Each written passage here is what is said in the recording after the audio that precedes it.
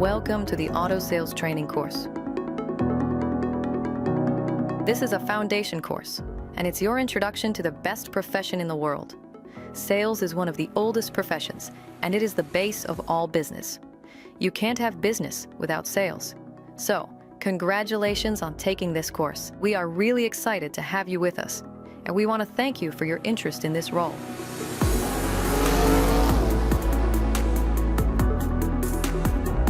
Anybody who passes the test on this course will be invited to the next stage. And if you don't want to continue, that's fine. This is our gift to you. This course is our way of saying thank you for your interest in our company. In this course, first you're going to learn the course material, and then you're going to get a chance to demonstrate your knowledge of the course material. And only those candidates who score 100% will be moving forward to advance. This course will cover the following areas. The customer journey, that is the path your customer walks through, from not having any contact with your brand to completing the purchase and completing the repurchase. The 8 whys of auto sales, the sales process. This is where we will cover prospecting, pitching, and closing. And finally, to help you close the sale, we present 8 closes for the sale. You will be tested on every section. Only the highest scoring students will be invited to the next stage of the assessment process. If you do not pass a section, you will be allowed to redo it. The customer journey is a quintessential element of any business.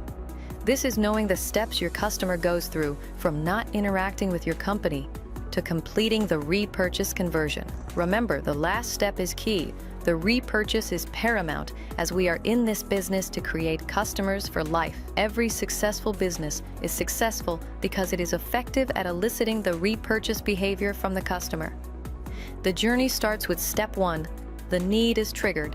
If there is no need, you have no sale. Do not try to sell things to people who don't need them. Ensure your prospect has a legitimate need to purchase a new vehicle. Get the answer to the question. Why do they need a new vehicle? They got in an accident, and their car is irreparable. They want a recreational vehicle. Their wife needs a car to commute to work. Their lease is up, and they need a new car. Their current car is giving them problems, and they want a new car with a service package. Whatever it is that triggered the prospect's need for a new vehicle. Step 2. The customer will start to research their options for a vehicle. This will include the following: online, friends and family, visiting dealerships to get first-hand information about the vehicles available. Step 3. Rests mostly with your marketing department, who should create compelling online content with click-through options to capture hot online prospects.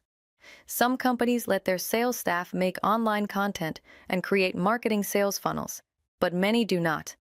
So be sure you are compliant to your company's social media policy and abide by it. Step 4 is visiting the dealerships. Notice step 6 is also visiting the dealerships. Therefore, it is critical to know where your customer is in the customer journey. Are they visiting your location to get more information, or are they visiting because they are ready to buy? This is called prospecting. Step 5 is the test drive. This is where you create the emotional connection between the prospect and the vehicle. Make sure the prospect has passed through step 1 and step 2. That is, they have a real need and they have done some research about the vehicle. Then make sure the vehicle you are going to test drive meets their needs. You may have very cool cars in the lot that a prospect may want to test drive for fun. Do not waste time on a test drive with a prospect whose need does not match the car you are test driving. Step 6. Now the prospect is getting hot. They have come back to your dealership multiple times. It is a good idea to ask a prospect if they have visited the dealership before or if this is their first time. Step 6 is where you can start to close the prospect. We will talk about your closes in the sales process section of this course. Financing questions are the telltale sign you have a hot prospect. If the prospect is willing to discuss their salary and their current liabilities, that is, their current loan exposure, then you know they are ready to buy. Only a hot prospect will start answering the finance questions. It is time to go for the close and ask for the sale. Step 8. Deposit and purchase. A seasoned sales professional can seamlessly take the deposit and close the sale. complete the purchase, and be there for your customer throughout the delivery of their vehicle. Step 9. Stay in touch with your customer as they move into the usage stage of their vehicle. This is the difference between veteran sales professionals and rookies. Rookies only care about the sale. Veterans know a great career is built on having customers for life. When they have owned a vehicle for 1 or 2 years, call them up and convince them to trade the car in for the next model up. It always makes sense to come in and sell their car while there is still half the warranty and service contract left on it. Minimize depreciation, maximize your resale value. Go after step 9 and create customers for life. That is your customer journey. When you look at it, what do you see? Your prospect needs multiple meetings to close. And second, the purchase is not the end. It is 50% through the journey.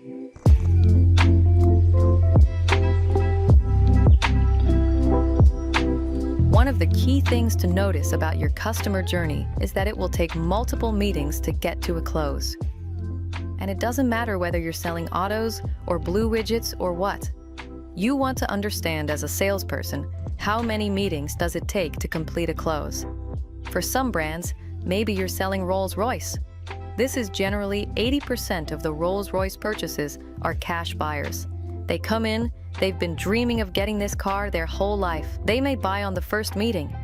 Perhaps somebody in a value segment, much more price sensitive.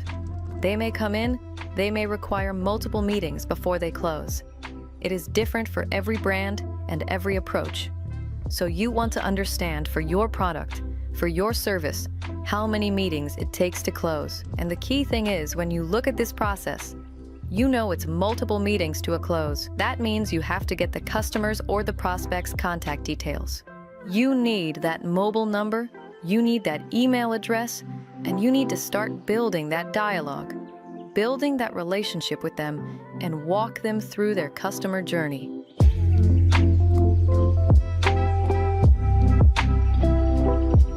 The first point in the customer journey is getting triggered for a purchase. Has the person been triggered?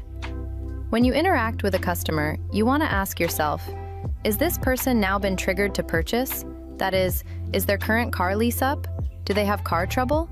Is their current car starting to give them too many issues and they've had enough of it? Or are they the kind of person where every 2 years they trade the car in because they want to have the latest tech in their vehicle?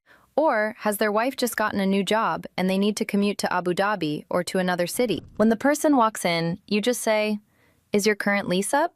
Is it time for a new car? What's bringing you here today?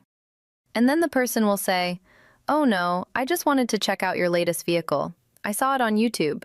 You have 1,000 horsepower EV. I wanted to take a look at it. You know, whatever the latest cars are they're coming up with, it's going to attract people to the dealership. So now you've identified this person doesn't have a trigger.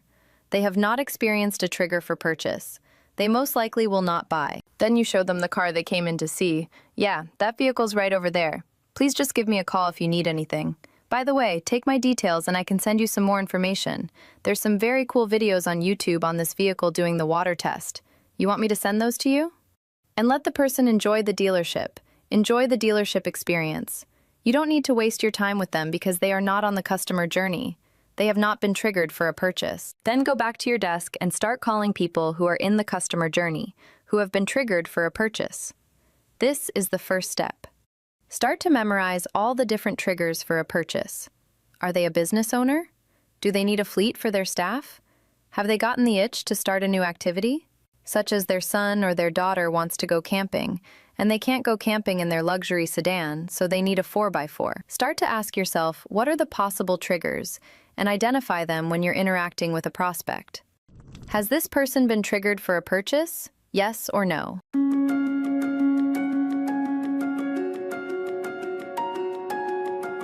The customer journey. You need to memorize it. We just talked about step 1, the triggers. This is the bedrock of your customer's purchase behavior. The second step is information gathering. You can quickly ascertain if someone is in step 2 by simply asking them, have you been researching this vehicle? Have you been checking it out online? You probably know this car better than me. Is that right? If they say no, if they don't know anything about the car you are showing them, you need to give them enough information so they can complete step 2. If your prospect has not done step 2, it will be difficult to close them. They will need to go home and research the vehicle more before they come back and buy. On the other hand, if you ask them if they have researched the vehicle and they say, "I think I've watched every video and every car review on this vehicle available on the net," then it is a good sign that they are hot prospects, and you can move forward to the test drive. After the test drive, you can use a trial close by saying, "Do you have all the information you need to comfortably move forward?" Or, "Do you have some concern areas about this vehicle? You need a little bit more information about it?"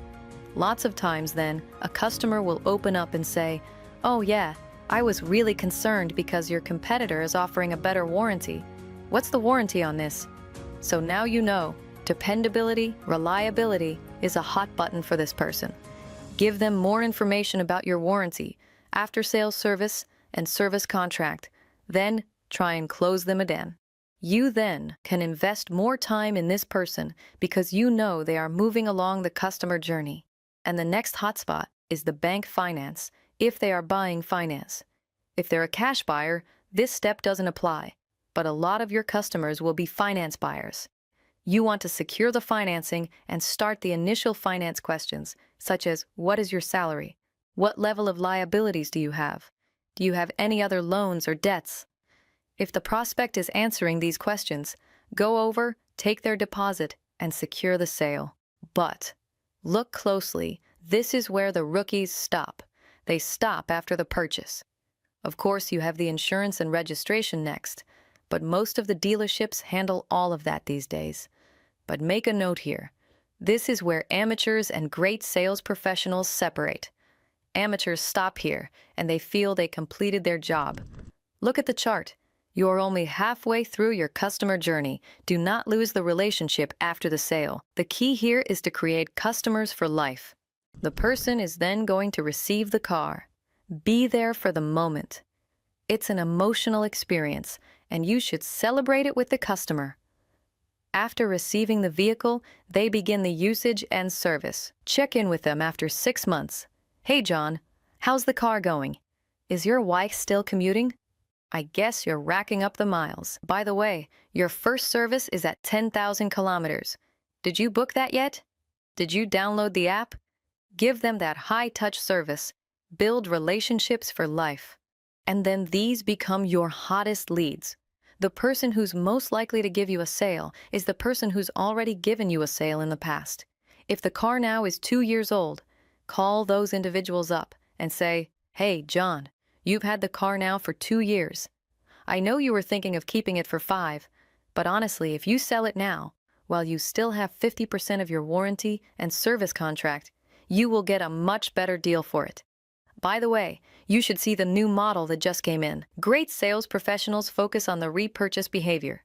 Try and convert old sales to an early repurchase. Don't let them wait 5 years.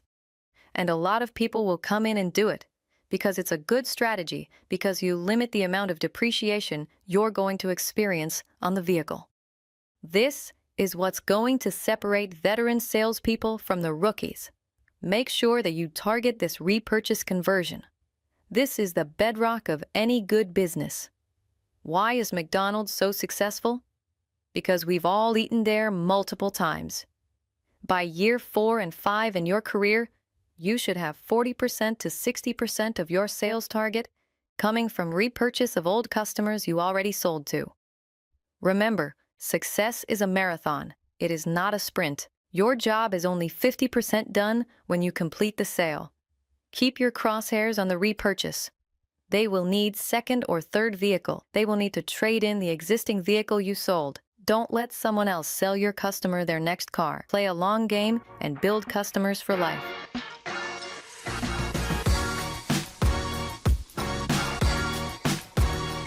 We have reviewed the customer journey.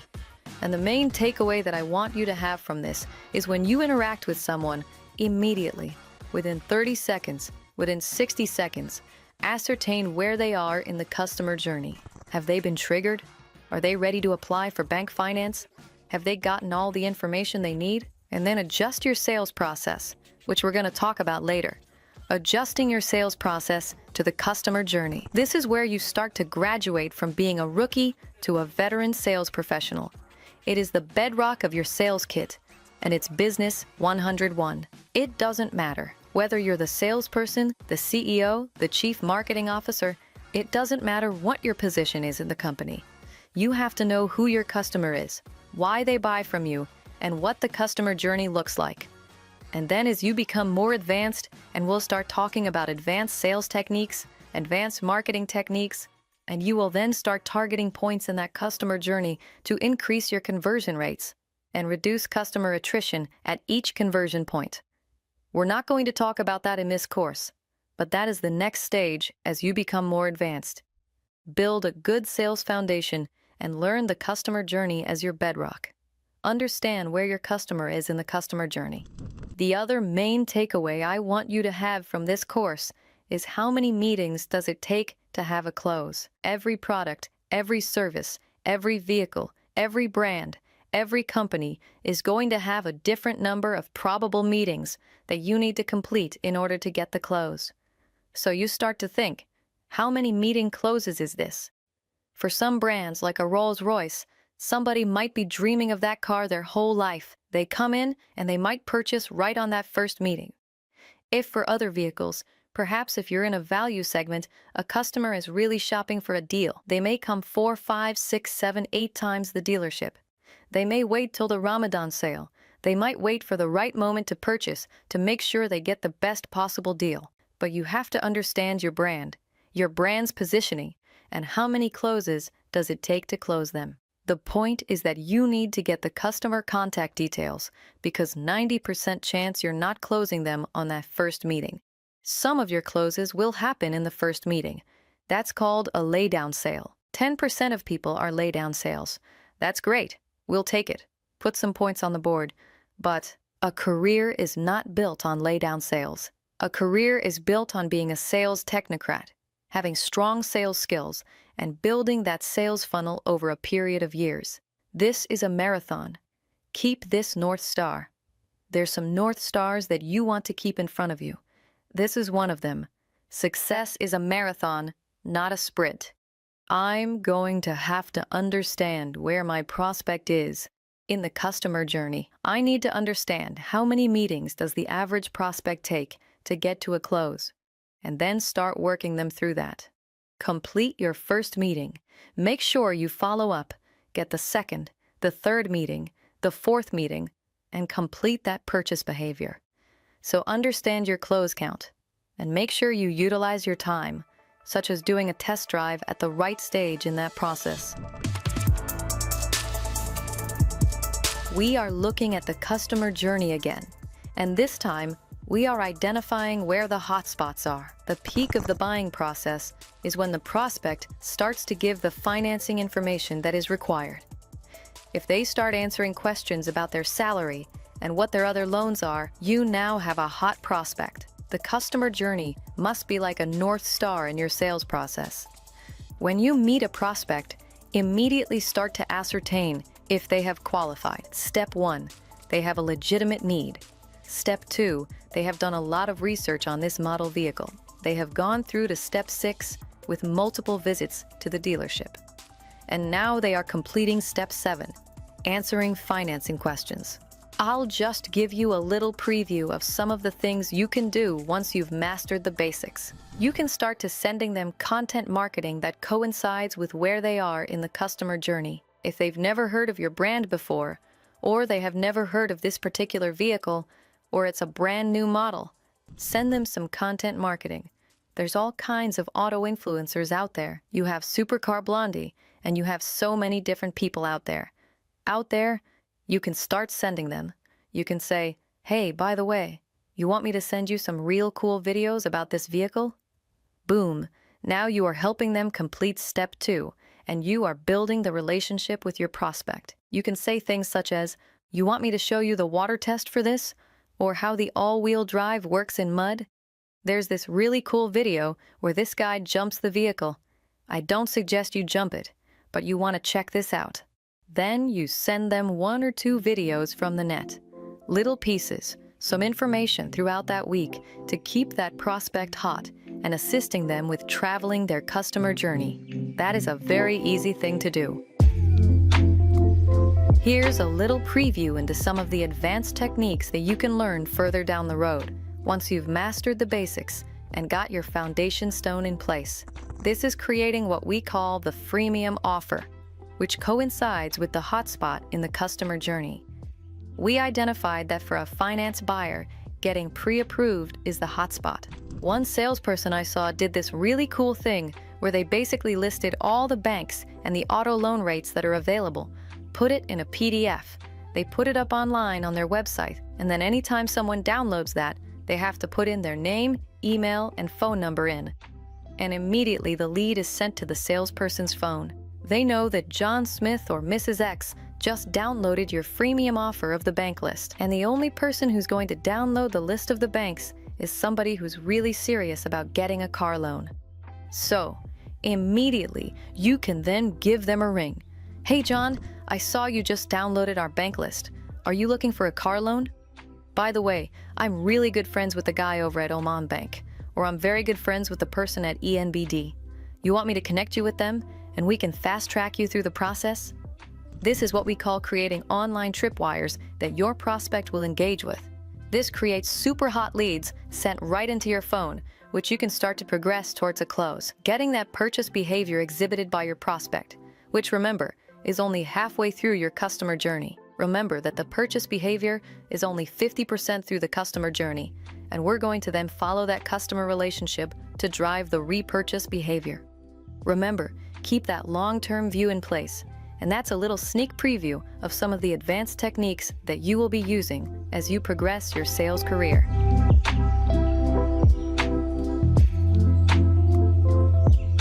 You have completed this section. To move forward in the course, you need to complete the corresponding test, and only then will you be allowed to take the next section.